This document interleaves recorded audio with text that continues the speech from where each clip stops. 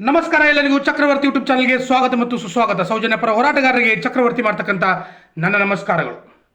ಧರ್ಮಸ್ಥಳದ ಧರ್ಮಾಧಿಕಾರಿ, ನಡೆದಾಡುವ ದೇವರು, ಖಾವಂದರು ಅನ್ಸಕ್ಕಂಥ ಇವರೇನು ವೀರೇಂದ್ರ ಹೆಗಡೆಯವರದಾರಲ್ಲ, ಧರ್ಮಸ್ಥಳವನ್ನು ಬಿಟ್ಟು ಸನ್ಯಾಸತ್ವವನ್ನು ಸ್ವೀಕಾರ ಮಾಡಿ ಹಿಮಾಲಯ ಪರ್ವತಗಳ ಮೇಲೆ ಹೋಗಿ ತಪಸ್ಸೆ ಕುಂಡ್ರುವಂಥ ಒಂದು ಸಂದರ್ಭ ಬರ್ತಾ ಇದೆ.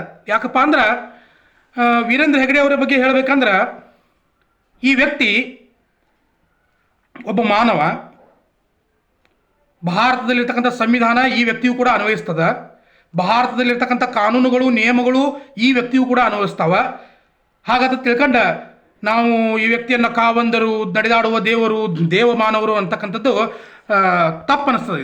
ಇದು ತಪ್ಪು ಕಲ್ಪನೆ ನಮ್ಮಲ್ಲಿರ್ತಕ್ಕಂಥದ್ದು. ಯಾಕಪ್ಪ ಅಂದ್ರೆ ಈ ವ್ಯಕ್ತಿ ಪ್ರೆಸ್ ಮೀಟನ್ನು ಮಾಡ್ತಾರೆ.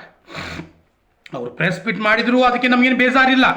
ಆದ್ರೆ ಪ್ರೆಸ್ ಮೀಟ್ ಮಾಡಿದಾಗ ಇವರು ಕೆಲವೊಂದಿಷ್ಟು ಹೇಳಿಕೆಗಳು ಏನಿದ್ವಲ್ಲ, ಆ ಹೇಳಿಕೆಗಳನ್ನ ನೋಡಿದ್ರೆ ನನಗೆ ಆ ಹಿರಣ್ಯಕಶಿಪುನ ನೆನಪಾಯ್ತು ನನಗೆ.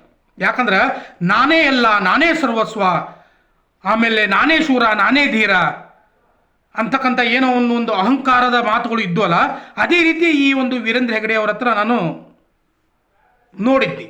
ಯಾಕಂದ್ರೆ ಈ ವ್ಯಕ್ತಿ ಏನು ಹೇಳ್ತಾನಪ್ಪ ಅಂದ್ರೆ, ಮೊದಲನೇದಾಗಿ ನೇರವಾಗಿ ಹೇಳಬೇಕಂದ್ರೆ ನೋಡ್ರಿ, ನಾನು ಹೇಳೋದು ಇಷ್ಟ ಅಲ್ಲ, ಈ ವ್ಯಕ್ತಿ ಧರ್ಮಸ್ಥಳವನ್ನು ಬಿಟ್ಟು ಹೋಗಬೇಕೋ ಬೇಡ ಅನ್ನೋದನ್ನು ನೀವು ಕಮೆಂಟ್ ಮುಖಾಂತರ ಹೇಳ್ರಿ ನನಗೆ.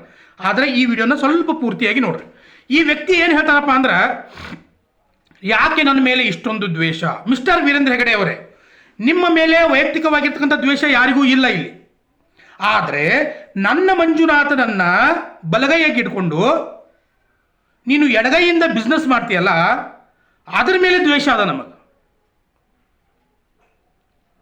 ಆಮೇಲೆ ಮತ್ತೊಂದೇನಪ್ಪ ಅಂದ್ರೆ, ಸಾಮಾನ್ಯ ಬಡ ಜನರ ಆ ಆಸ್ತಿ ಅಂತಸ್ತನ್ನ ಯಾರ್ಯಾರು ಕೊಡ್ಲಿಲ್ಲ ನಿಮ್ಗೆ, ಆ ಸಂದರ್ಭದಲ್ಲಿ ಅವ್ರನ್ನ ಹೆದರಿಸಿ ಬೆದರಿಸಿ ಅವ್ರ ಹತ್ರ ಆಸ್ತಿನ ಪಡ್ಕೊಂಡಿದ್ದೀರಲ್ಲ, ಅದ್ರ ವಿರುದ್ಧ ನಮ್ದು ದ್ವೇಷ ಅದ. ನಿಮ್ಮ ವಿರುದ್ಧ ವೈಯಕ್ತಿಕವಾಗಿರ್ತಕ್ಕಂಥ ದ್ವೇಷ ಯಾವುದೂ ಇಲ್ಲ. ಸೊ ಅದನ್ನು ನೀವು ಮೊದಲು ಮನವರಿಕೆ ಮಾಡ್ಕೊಳ್ಬೇಕು. ನಮಗೆ ದ್ವೇಷ ಇರೋದೆಲ್ಲಿ? ಯಾರು ಸೌಜನ್ಯರ ಅತ್ಯಾಚಾರ ಮಾಡಿದಾರ? ಯಾರು ಆನೆ ಮಾವುತನನ್ನ ಬರ್ಬರವಾಗಿ ಹತ್ಯೆ ಮಾಡಿದಾರ? ಸೊ ಇಂಥ ಕೆಲವೊಂದಿಷ್ಟು ಅಮಾಯಕರು ಏನು ಬಲಿಯಾಗಿದಾರಲ್ಲ, ಅವ್ರ ವಿರುದ್ಧ ನಮ್ಮ ಹೋರಾಟ, ಅದನ್ನು ಮಾಡಿರ್ತಕ್ಕಂಥ ಅತ್ಯಾಚಾರಿಗಳ ಮೇಲೆ ನಮ್ಮ ದ್ವೇಷ ಅದ. ಸೊ ನಿಮ್ಮ ಮೇಲೆ ದ್ವೇಷ ನಾವು ಯಾಕೆ ಮಾಡ್ಕೊಳ್ಬೇಕು? ನಿಮ್ಮ ಮೇಲೆ ವೈಯಕ್ತಿಕವಾಗಿರ್ತಕ್ಕಂಥ ದ್ವೇಷ ನಮಗೆ ಯಾವತ್ತೂ ಇರೋದಿಲ್ಲ, ಅಥವಾ ಕರ್ನಾಟಕ ಜನತೆದು ಯಾವತ್ತೂ ಇಲ್ಲ. ಅದನ್ನು ನೀವು ಪ್ರೆಸ್ ಮೀಟ್ನಾಗ ಹೇಳೋದೇನು ಅವಶ್ಯಕತೆ ಇಲ್ಲ. ಅಕಸ್ಮಾತ್ ನಿಮಗೆ ಪ್ರೆಸ್ ಮೀಟ್ ಮಾಡೋದಾದರೆ ಇಡೀ ಕರ್ನಾಟಕದ ಜನತೆಯನ್ನು ಉದ್ದೇಶಿಸಿ ಮಾಡಬೇಕಾಗಿತ್ತು. ನೀವು ನನ್ನ ಧರ್ಮಸ್ಥಳದಲ್ಲಿರ್ತಕ್ಕಂಥ ಧರ್ಮಸ್ಥಳದ ಮಂಜುನಾಥನ ಸನ್ನಿಧಿಯಲ್ಲಿರ್ತಕ್ಕಂಥ ಕೆಲವೊಂದಿಷ್ಟು ಕಾರ್ಯಕರ್ತರನ್ನ, ಕೆಲಸಗಾರರನ್ನ ನೀನೊಂದು ಹಾಲ್ನಾಗ ಕುಣಿಸ್ಕೊಂಡ ಅವ್ರ ಮುಂದೆ ನೀನು ಭಾಷಣ ಬಿಗಿದ್ರೆ ನೀನೇನು ನಡೆದಾಡುವ ದೇವಮಾನವನಾಗೋದಿಲ್ಲ, ಸಾಧ್ಯನೇ ಇಲ್ಲ. ಸೊ ಅದು ನೀವು ಭ್ರಮೆಯಲ್ಲಿರ್ಬೇಕು. ನಿಮಗಂತೂ ಮರ್ಯಾದೆ ಕೊಡೋಕ್ಕಾಗೋದಿಲ್ಲ, ಆದರೆ ನಿಮ್ಮ ವಯಸ್ಸಿಗಾದ್ರೂ ಮರ್ಯಾದೆ ಕೊಡಬೇಕಾಗಿದೆ ನಮ್ಗೆ. ಆಮೇಲೆ ನೀವೇನು ಹೇಳ್ತೀರಪ್ಪ ಅಂದ್ರೆ, ನಾನು ಲಾಕ್ಡೌನ್ನಲ್ಲಿ ಇರಬೇಕಾದ್ರೆ ತುಮಕೂರು ಸಿದ್ಧಗಂಗಾ ಮಠ ಸ್ವಾಮೀಜಿಯವರ ಒಂದು ಪುಸ್ತಕವನ್ನು ಓದ್ತಾ ಇದ್ನಿ, ಶಿವಕುಮಾರ ಸ್ವಾಮೀಜಿಯವರ ಪುಸ್ತಕವನ್ನು ಓದ್ತಾ ಇದ್ನಿ. ದಯವಿಟ್ಟು ನಿಮಗೊಂದು ಮಾತು ಹೇಳ್ತೀನಿ ನಾನು, ನಿಮಗ ಮತ್ತು ಶಿವಕುಮಾರ ಸ್ವಾಮೀಜಿಯವರಿಗೆ ಹೋಲಿಕೆ ಮಾಡ್ಕೊಳಕ್ಕೆ ಹೋಗ್ಬೇಡ್ರಿ. ಯಾಕಪ್ಪ ಅಂದ್ರೆ ತ್ರಿವಿಧ ದಾಸೋಹಿ ಅವರು ಅವ್ರು ಏನು ಹೇಳ್ತಾರಪ್ಪ ಅಂದ್ರೆ, ನೋಡು ನೋಡು ನೋಡಿಲ್ಲಿ ಬಂದು ಆರಿಲ್ಲ ಹೊತ್ತಿದ ಒಲೆಯು ಎಂದು, ಊರೂರು ತಿರುಗಿ ಭಿಕ್ಷೆಯ ಬೇಡಿ ಅನ್ನವ ಹಾಕಿದ ಯೋಗಿಯ ನೋಡಿ, ಜಾತಿ ಮತಗಳಿಗೆ ಬೆಂಕಿಯ ನಿಟ್ಟು ಎಲ್ಲರೂ ಒಂದೇ ಅನುದ ನೆಟ್ಟು, ಜ್ಞಾನದ ಜ್ಯೋತಿಯ ಹಚ್ಚುತ್ತ ನಡೆದ ಧರೆಯಲ್ಲಿ ಅಳೆಯದ ಇತಿಹಾಸ ಬರೆದ. ಆ ವ್ಯಕ್ತಿಗೆ ಜಾತಿ, ಮತ, ಪಂಥ, ಧರ್ಮ ಅಂತಕ್ಕಂಥದ್ದು ಯಾವುದೂ ಕೂಡ ಇರಲಿಲ್ಲ. ಇವತ್ತಿಯೂ ಕೂಡ 100 ವರ್ಷಗಳ ಹಿಂದೆ ಏನು ಒಲೆ ಹತ್ತಿ ಉರಿಯಾಕತ್ತಿತ್ತಲ್ಲ, ಇವತ್ತಿಯೂ ಕೂಡ ಆ ಒಲೆ ಆರಿಲ್ಲ. ಆದ್ರೆ ನಿಮ್ಮಿಂದ ಎಷ್ಟೋ ಬಡ ಜನರ, ಅಮಾಯಕರ ಮನೆಯ ದ್ವೀಪ ಆರಿ ಹೋಗ್ಯದ.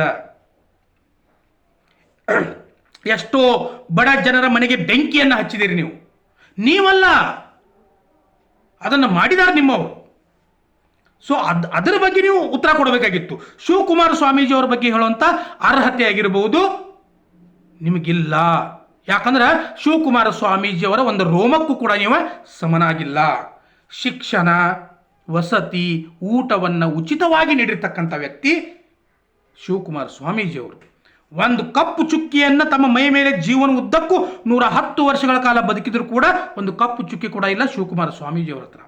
ಯಾವುದೇ ಆಶೆ ಆಮಿಷಕ್ಕೆ ಕೈ ಒಡ್ಡಲಿಲ್ಲ ಶಿವಕುಮಾರ ಸ್ವಾಮೀಜಿಯವರು. ಅಂಥ ಮಹಾನ್ ವ್ಯಕ್ತಿಯ ಬಗ್ಗೆ ನೀವು ಅವರನ್ನ ನಿಮಗೆ ಹೋಲಿಸ್ಕೊಳ್ತೀರಪ್ಪ ಅಂದ್ರೆ ನಾಚಿಕೆ, ಮಾನ, ಮರ್ಯಾದೆ ಅಂತಕ್ಕಂಥದ್ದು ಸ್ವಲ್ಪ ಆದರೂ ನಿಮ್ಮ ಹತ್ರ ಇರಬೇಕಾಗಿತ್ತು. ದಯವಿಟ್ಟು ಅವ್ರನ್ನ ಹೋಲಿಸ್ಕೋಬೇಡ್ರಿ. ನೀವು ಆ ಪ್ರೆಸ್ ಮೀಟಲ್ಲಿ ಪ್ರತಿ ಸಾರಿ ಮೆನ್ಷನ್ ಮಾಡಕತ್ತಿದ್ರಿ, ನಾನು ಅದೇನಂತಾರಲ್ಲ ಫ್ರೀಯಾಗಿ ಮದುವೆ ಮಾಡಿಕೊಡ್ತಿದ್ನಿ, ಫ್ರೀಯಾಗಿ ಮದುವೆ ಮಾಡಿಕೊಡ್ತೀನಿ ಅಂತ ಹೇಳ್ತಿರಲ್ಲ. ಯಾವ ಧರ್ಮಕ್ಕೆ ಮದುವೆ ಮಾಡಿಕೊಡ್ತೀರಿ ನೀವು? ಸರಿ, ಮದುವೆ ಮಾಡಿಕೊಡ್ತಿರಲ್ಲ, ಯಾವ ಮದುವೆ ಆಗಿರ್ತಕ್ಕಂಥ ದಂಪತಿಗಳು ದೇವಸ್ಥಾನಕ್ಕೆ ಬಂದಾಗ ಅಲ್ಲಿರ್ತಕ್ಕಂಥ ಲಾಡ್ಜ್ಗಳಲ್ಲಿ ರೂಮ್ ಮಾಡಿ ಇದ್ದಾಗ ಅವ್ರ ಮೇಲೆ ಬರ್ಬರವಾಗಿ ಅತ್ಯಾಚಾರವನ್ನು ಮಾಡಿ ಅವರನ್ನು ಕೊಲೆ ಮಾಡಿ ಆ ಅರಣ್ಯ ಪ್ರದೇಶದಲ್ಲಿ ಹೂತು ಹಾಕಿದಾರಲ್ಲ ಅಲ್ಲಿರ್ತಕ್ಕಂಥ ಕೆಲವೊಂದಿಷ್ಟು ಜನ, ಅದರ ಬಗ್ಗೆ ಮಾತಾಡ್ರಿ ಮಿಸ್ಟರ್ ವೀರೇಂದ್ರ ಹೆಗಡೆ ಅವರೇ. ಅದರ ಬಗ್ಗೆ ಮಾತಾಡಿ. ಧರ್ಮಸ್ಥಳವನ್ನು ಬಿಟ್ಟು ಹೋಗ್ತಕ್ಕಂಥ ಸಂದರ್ಭ ಬಂದದ.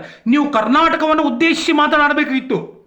ಸೌಜನ್ಯದ ಪ್ರಕರಣದ ಬಗ್ಗೆ ಒಂದಾದರೂ ಮಾತಾಡಿದ್ರಿ ನೀವು? ಅದ್ರ ಬಗ್ಗೆ ಒಂದು ಎಳ್ಳು ಕಾಲಷ್ಟು ಮಾತಾಡಲಿಲ್ಲ.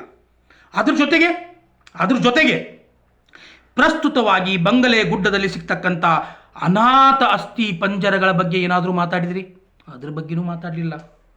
4,000 ಎಕರೆ ಮೇಲ್ಪಟ್ಟು ಆಸ್ತಿ ಆ ಅನ್ಯಾಯವಾಗಿ ಭೂ ಕಬಳಿಕೆಯನ್ನು ಏನು ಮಾಡಿದಿರಲ್ಲ, ದಾಖಲೆಗಳು ಹೇಳಾಗದವು ನಿಮ್ಮ ಹೆಸರನ್ನ. ಅದ್ರ ಬಗ್ಗೆ ಏನಾದರೂ ಮಾತಾಡಿದ್ರಿ? ಅದ್ರ ಬಗ್ಗೆ ಏನು ಮಾತಾಡಲಿಲ್ಲ. ಹೋಗಲಿ, ಆ ನಿಮ್ಮ ಆನೆ ಮಾವುತರು ನಿಮ್ಮದೇ ಸೇವೆಯನ್ನು ಮಾಡ್ಕೊಂಡಿದ್ರಲ್ಲ, ಆನೆ ಮಾವುತರು ಅವರನ್ನ ಹತ್ಯೆ ಮಾಡಿದ್ರಲ್ಲ, ಅದ್ರ ಬಗ್ಗೆ ಏನಾದರೂ ಮಾತಾಡಿದ್ರಿ?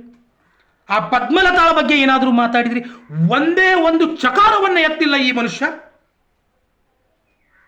ಹೇಳೋದು ಒಂದು, ನಾನು ಫ್ರೀಯಾಗಿ ಮದುವೆ ಮಾಡಿಕೊಟ್ಟೆ, ನನ್ನ ಮೇಲೆ ಯಾಕೆ ಇಷ್ಟೊಂದು ದ್ವೇಷ?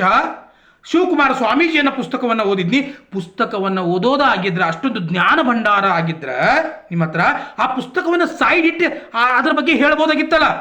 ಪುಸ್ತಕವನ್ನು ಕೈಯಾಗಿ ಹಿಡ್ಕೊಂಡು ಅದ್ರ ಬಗ್ಗೆ ಓದ್ಕೋತ ಹೇಳಾಗದ್ರೆ ಅಂದ್ರೆ ನಿಮಗೆ ಯಾರು ಕಾವಂದ್ರಂತಾರ, ಯಾರು ನಡೆದಾಡುವ ದೇವರಂತಾರ, ನಿಮಗೆ ಯಾರು ದೇವಮಾನವರಂದ್ರು? ನಿಮ್ಮಿಂದ ಯಾರಿಗೆ ಒಳ್ಳೆಯದಾಗಿದೆ? ನಿಮ್ಮಿಂದ ಯಾರಿಗೆ ಜ್ಞಾನಾರ್ಜನೆ ಆಗಿದೆ? ಮಿಸ್ಟರ್ ವೀರೇಂದ್ರ ಹೆಗಡೆ ಅವರೇ, ನಿಮ್ಮಿಂದ ಆಗಲೇ ಇಲ್ಲ. ನನ್ನ ಮೇಲೆ ಯಾಕಿಷ್ಟು ದ್ವೇಷ? ಹೌದಲ್ಲ, ನಿಮ್ಮ ಮೇಲೆ ದ್ವೇಷವನ್ನು ಮಾಡ್ತಾ ಇದ್ದಾರೆ, ಒಪ್ಕೊಡ್ರಿ. ಇಷ್ಟೊಂದು ಪ್ರಕರಣಗಳು ಕೂಗು ಕೆಲಸ ಆಗದಲ್ಲ, ನಿಮ್ಮ ಮೇಲೆ ದ್ವೇಷವನ್ನು ಮಾಡ್ತಾ ಇದ್ದಾರಂದ್ರೆ ನೀವು ಕರ್ನಾಟಕವನ್ನು ಉದ್ದೇಶಿಸಿ ಮಾತನಾಡಬೇಕಾಗಿತ್ತು. ಇಲ್ಲಪ್ಪ, ನಿಮ್ಮನ್ನು ನೀವು ಶಿವಕುಮಾರ ಸ್ವಾಮೀಜಿಯವ್ರಿಗೆ ಹೋಲಿಸ್ಕೊಳ್ತೀರಲ್ಲ, ಹಾಗಾಗಿದ್ರೆ ನಿಮ್ಮ ಮೇಲೆ ಅಟ್ಟಿರ್ತಕ್ಕಂಥ ಕಳಂಕವನ್ನು ತೆಗೆಯುವವರಿಗೂ ಕೂಡ ಧರ್ಮಸ್ಥಳವನ್ನು ಬಿಟ್ಟು ಹೊರಗಡೆ ಬರ್ರಿ.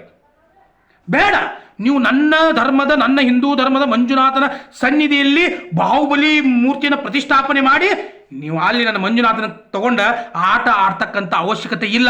ಸಾಕಲ್ಲ, 4,000 ಎಕರೆ ಮೇಲ್ಪಟ್ಟು ನಿಮ್ಮ ಕುಟುಂಬಕ್ಕೆ ಮಾಡ್ಕೊಂಡಿದ್ದೀರಿ. ಧರ್ಮಸ್ಥಳದ ಮಂಜುನಾಥನ ಹೆಸರು ಶ್ರೀ ಕ್ಷೇತ್ರ ಮಂಜುನಾಥ ಧರ್ಮಸ್ಥಳ ಇಲ್ಲ, ದ ಇನ್ಸ್ಟಿಟ್ಯೂಟ್ ಆಫ್ ಧರ್ಮಸ್ಥಳ ಒಂದು ಸಂಸ್ಥೆ ತಂದ ಕಾನೂನಿನ ಪ್ರಕಾರ ಮೆನ್ಷನ್ ಅದ ನಿಮ್ಮ ಹೆಸರು. ನಿಮ್ಮ ಜೈನ ಧರ್ಮದಲ್ಲಿ ಎಂಥದ್ದು ಅಶೋಕ ಚಕ್ರವರ್ತಿ ಕಳಿಂಗ ಯುದ್ಧ ಮಾಡಿ ಬ್ಯಾಡಪ್ಪ ಇದು ಯುದ್ಧದ ತಿಳ್ಕೊಂಡ ಧರ್ಮವನ್ನು ಸ್ವೀಕಾರ ಮಾಡಿದ, ಜೈನ ಧರ್ಮವನ್ನು ಸ್ವೀಕಾರ ಮಾಡಿರ್ತಕ್ಕಂಥ ಅಶೋಕ ಚಕ್ರವರ್ತಿ ಅಂತ ಹುಟ್ಟಿರ್ತಕ್ಕಂಥ ಜೈನ ಧರ್ಮದ ಮರ್ಯಾದೆಯನ್ನು ತೆಗಿಯಾಕತ್ತೀರಿ ನೀವು. ಜೈನ ಧರ್ಮದಲ್ಲಿ ಇದ್ಕೊಂಡು ನನ್ನ ಹಿಂದೂ ಧರ್ಮವನ್ನು ಒಂದು ಆಟದ ವಸ್ತು ಥರ ಬಳಸ್ಕೊಂಡ್ರಿ ಮಿಸ್ಟರ್ ವೀರೇಂದ್ರ ಹೆಗಡೆ ಅವರೇ. ಮತ್ತು ನನ್ನ ಹಿಂದೂ ಧರ್ಮದ ಹೆಣ್ಣು ಮಕ್ಕಳ ಮೇಲೆ ಇಷ್ಟೊಂದು ಅತ್ಯಾಚಾರದ ಪ್ರಕರಣಗಳಾಗಿದ್ದಾವಲ್ಲ, ಇಷ್ಟೊಂದು ಮೂಳೆಗಳು ಸಿಗ್ತಾ ಇದ್ದಾವಲ್ಲ, ಇಷ್ಟೊಂದು ಆಸ್ತಿಗಳನ್ನು ಭೂ ಕಬಳಿಕೆ ಮಾಡಿದ್ದೀರಲ್ಲ, ಇದರ ಬಗ್ಗೆ ಒಂದಾದರೂ ಮಾತು ಮಾತಾಡಿದ್ರಿ? ಮಾತಾಡಕ್ಕೆ ಸಾಧ್ಯ ಇಲ್ಲ. ಹಾಗಾದರೆ ನೀವು ಈ ಧರ್ಮಸ್ಥಳದಲ್ಲಿ ಇರೋದಕ್ಕೆ ಲಾಯಕ್ಕಿಲ್ಲ. ನೀವು ನಡೆದಾಡುವ ದೇವರಲ್ಲ, ನೀವು ದೇವಮಾನವರಲ್ಲ, ನೀವು ಕಾವಂದರಲ್ಲ, ನೀವು ಯಾರೂ ಅಲ್ಲ. ನಿಮ್ಮಲ್ಲಿ ಕಾಮ, ಕ್ರೋಧ, ಮದ, ಮತ್ಸರ ಅಂತಕ್ಕಂಥ ಅರಿಷಡ್ ವರ್ಗಗಳು ಎಲ್ಲವೂ ಕೂಡ ನಿಮ್ಮಲ್ಲೇ ತುಂಬಿಕೊಂಡಿದ್ದಾವೆ. ಮದುವೆ ಆಗಿದ್ದೀರಿ, ಕಾಮ ಹಿಡಿಯರ್ದ, ಆಸ್ತಿಯನ್ನು ಕಬಳಿಸಿದಿರಿ, ಆಸೆ ಹಿಡಿಯರ್ದ, ಸಿಕ್ಕಾಪಟ್ಟೆ ದುಡ್ಡ ಮಾಡಿದಿರಿ, ಲೋಭ ಅದ, ನಿಮ್ಮಲ್ಲಿ ಮದ ಅಂದು ಸಿಕ್ಕಾಪಟ್ಟೆ ಅದ, ಎಲ್ಲವೂ ಅರಿಷಡ್ ವರ್ಗಗಳು ನಿಮ್ಮಲ್ಲಿ ಸಿಕ್ಕಾಪಟ್ಟಿದೆ. ದಯವಿಟ್ಟು ಶಿವಕುಮಾರ ಸ್ವಾಮೀಜಿಯವ್ರನ್ನ ನೀವು ಹೋಲಿಕೆ ಮಾಡ್ಕೊಳಕ್ಕೆ ಹೋಗ್ಬೇಡ್ರಿ. ಅವ್ರು ಯಾವತ್ತು ಎಲ್ಲಿಗಿರ್ತಾರಪ್ಪ ಅಂದ್ರೆ ಎತ್ತರಕ್ಕೆನೇ ಇರ್ತಾರೆ. ಮತ್ತೊಂದು ಮಾತನ್ನು ಹೇಳಿದ್ರಿ, ಮೇಲೆ ನೀರು ನಿಂತ್ಕೊಳ್ಳೋದಿಲ್ಲ, ಅದು ಒಂದಲ್ಲ ಒಂದು ದಿನ ಹರಿದು ಬರ್ತದೆ ಕೆಳಗಡೆ ತಿಳಿದಿರಲ್ಲ. ನೀವೇನಾದರೂ ನಾನು ಮೇಲೆ ಅದಂತ ತಿಳ್ಕೊಂಡಿದ್ರೆ ಅದು ನಿಮ್ಮ ತಪ್ಪು ಕಲ್ಪನೆ. ನೀರು ಮ್ಯಾಗಿಂದ ಕೆಳಗಡೆ ಹರಿದು ಬರ್ತಿರ್ಬೋದು, ಆದರೆ ಪ್ರಪಂಚದಲ್ಲಿ ನೀರು ಇಲ್ಲದೆ ಯಾವ ಒಂದು ಜೀವಿ ಕೂಡ ಬದುಕೋದಕ್ಕೆ ಸಾಧ್ಯ ಇಲ್ಲ ಈ ಭೂಮಿ ಮೇಲೆ. ಅದು ಮೇಲೆ ಇರಲಿ ಕೆಳಗೆ ಇರಲಿ. ಮಿಸ್ಟರ್ ವೀರೇಂದ್ರ ಹೆಗಡೆ ಅವರೇ, ದಯವಿಟ್ಟು ಧರ್ಮಸ್ಥಳವನ್ನು ಬಿಟ್ಟು ನಿಮ್ಮ ಕಳಂಕ ದೂರ ಆಗುವವರೆಗೂ ಹೊರಗಡೆ ಬರ್ರಿ, ನೋಡೋಣ. ಆವಾಗ ನಿಮ್ಮನ್ನ ಕಾವಂದಿರು ನಡೆದಾಡೋ ದೇವರಲ್ಲ, ಕಾವಂದಿರು ಕರಿಬಹುದು ನಾವು, ಇಲ್ಲ ಧರ್ಮಾಧಿಕಾರಿಗಳು ಕರಿಬಹುದು ನಾವು. ಬರ್ರಿ, ಕಳಂಕವನ್ನು ತೊಳ್ಕೊಡ್ರಿ. ನಿಮ್ಮ ತಮ್ಮನನ್ನು ಮೊದಲು ಕರ್ಕೊಂಡ್ಬರ್ರಿ, ನಿಮ್ಮ ತಮ್ಮನ ಮಕ್ಕಳನ್ನು ಮೊದಲು ಕರ್ಕೊಂಡು ಬರ್ರಿ. ಇಲ್ಲಿ ಕುತ್ಕೊಂಡು ಭಾಷಣ ಬಿಗೋದಲ್ಲ.